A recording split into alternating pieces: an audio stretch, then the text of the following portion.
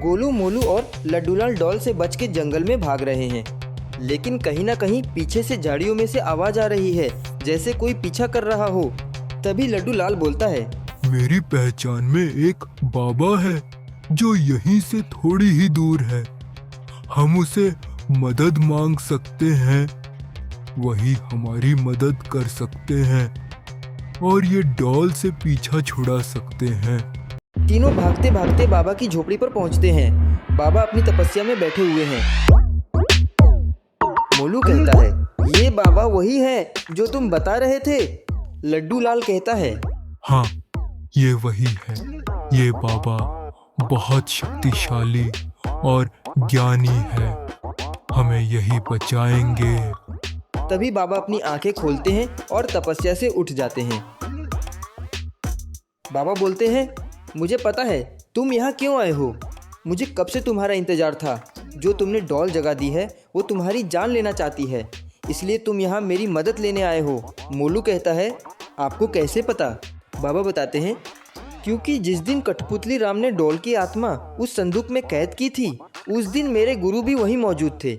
उस आत्मा को कैसे कैद करना है उसका तोड़ हमारे पास ही है। वो इतनी शक्तिशाली है कि कोई और बाबा आसानी से कैद नहीं कर सकता। अब तुम जल्दी से बताओ कि वो संदूक किसने खोला था। मोलू बोलता है, मैंने खोला था। बाबा बोलते हैं, तो फिर वो डॉल तुम्हें ही पहले मारेगी। तुम जल्दी से मेरे पीछे आ जाओ, क्योंकि वो डॉल बहुत खतरनाक है और रात होने पर और ज़्यादा खतरनाक हो जाती है। कहीं फिर से तुमको दबोच लिया तो इस बार तुम्हें मरने से कोई नहीं रोक सकता। तीनों बाबा के पीछे खड़े हो जाते हैं और डॉल आने का इंतजार करते हैं। तभी अचानक से डॉल चारों के सामने प्रकट हो जाती है। तभी बाबा बोलते हैं, क्या तुम वही डॉल हो जो इन तीनों के पीछे पड़ी हो। लेकिन अब कोई फ़ायदा नहीं, तुम मेरे रहते हुए इन तीनों का बाल भी बांका नहीं कर सकती। डॉल बोलती है, जिसने मुझे आज़ाद किया है उसे मैं पहले मारूंगी, क्योंकि उसके ज़िंदा रहते मेरी जान को खतरा है। लेकिन तुम बीच में आ रहे हो, पहले मैं तुम्हें मारूंगी, बाद में इन तीनों को मार दूंगी। ऐसा बोलकर डॉल बाबा की तरफ आगे बढ़ने लगती है। गोलू, मोलू और लड्डूलाल काफ़ी डरे हुए लगते हैं। तभी बाबा एक मंत्र पढ़ते हैं और अपनी शक्तियों का इस्तेमाल करने लगते हैं और अपने हाथों में शक्तियाँ इकट्ठा करते हैं और डॉल की तरफ फेंक देते हैं, लेकिन डॉल को कोई फर्क नहीं पड़ता।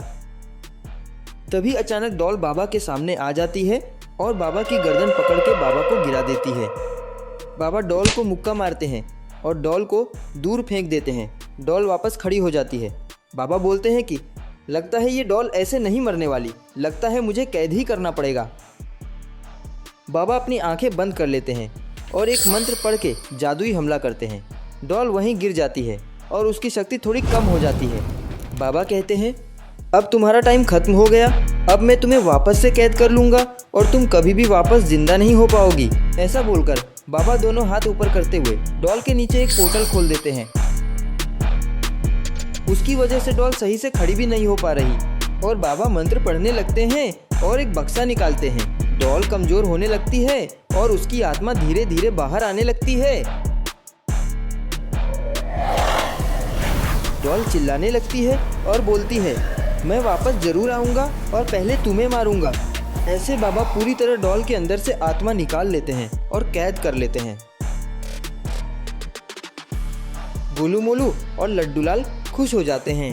बाबा कहते हैं, अगली बार ऐसी बेवकूफ़ी वाला काम मत करना। अगर ये फिर से जिंदा हो गई तो और ज़्यादा शक्तिशाली हो जाएगी और ये संदूक मेरे पास ही रहेगा।